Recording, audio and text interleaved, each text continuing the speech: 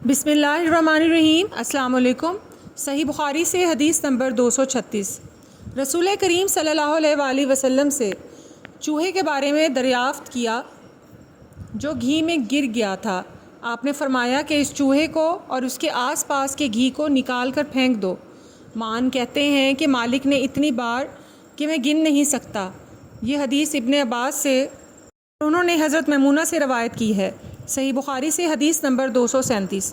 آپ نے فرمایا ہر زخم جو اللہ کی راہ میں مسلمان کو لگے وہ قیامت کے دن اسی حالت میں ہوگا جس طرح وہ لگا تھا۔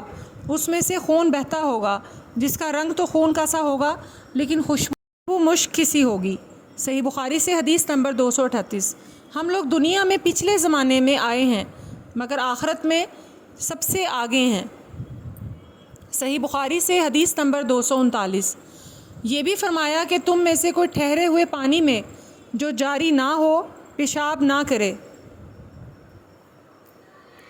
صحیح بخاری سے حدیث نمبر 240۔ ایک دفعہ رسول کریم صلی اللہ علیہ وآلہ وسلم کعبہ شریف میں سجدہ میں تھے۔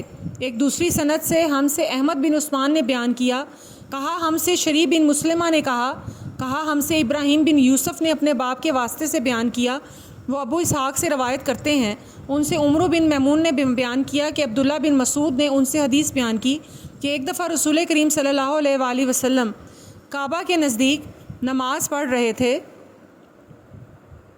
اور ابو جہل اور اس کے ساتھی بھی وہیں بیٹھے ہوئے تھے، تو ان میں سے ایک نے دوسرے سے کہا کہ تم میں سے کوئی شخص ہے جو قبیلے کی جو اونٹنی ذبح ہوئی ہے اس کی اوجڑی اٹھا لائے اور لا کر جب محمد صلی اللہ علیہ وآلہ وسلم سجدہ میں جائیں تو ان کی پیٹھ پر رکھ دے۔ یہ سن کر ان میں سے ایک سب سے زیادہ بدبخت آدمی اٹھا اور وہ اوجڑی لے کر آیا اور دیکھتا رہا۔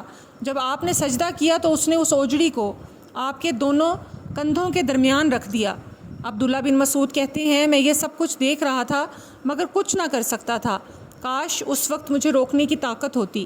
عبداللہ کہتے ہیں کہ وہ ہنسنے لگے اور ہنسی کے مارے لوٹ پوٹ ہونے لگے، اور رسول اللہ صلی اللہ علیہ وآلہ وسلم سجدہ میں تھے، بوجھ کی وجہ سے اپنا سر نہیں اٹھا سکتے تھے، یہاں تک کہ حضرت فاطمہ رضی اللہ عنہا آئیں اور وہ بوجھ آپ کی پیٹھ پر سے اتار کر پھینکا۔ تب آپ صلی اللہ علیہ وآلہ وسلم نے سر اٹھایا، پھر 3 بار فرمایا یا اللہ تو قریش کو پکڑ لے۔ یہ بات ان کافروں پر بہت بھاری ہوئی کہ آپ صلی اللہ علیہ وآلہ وسلم نے انہیں بد دعا دی۔ عبداللہ کہتے ہیں کہ وہ سمجھتے تھے کہ شہر مکہ میں جو دعا کی جائے وہ ضرور قبول ہوتی ہے۔ پھر آپ نے ان میں سے ہر ایک کا جدا جدا نام لیا کہ اے اللہ ان ظالموں کو ضرور ہلاک کر دے۔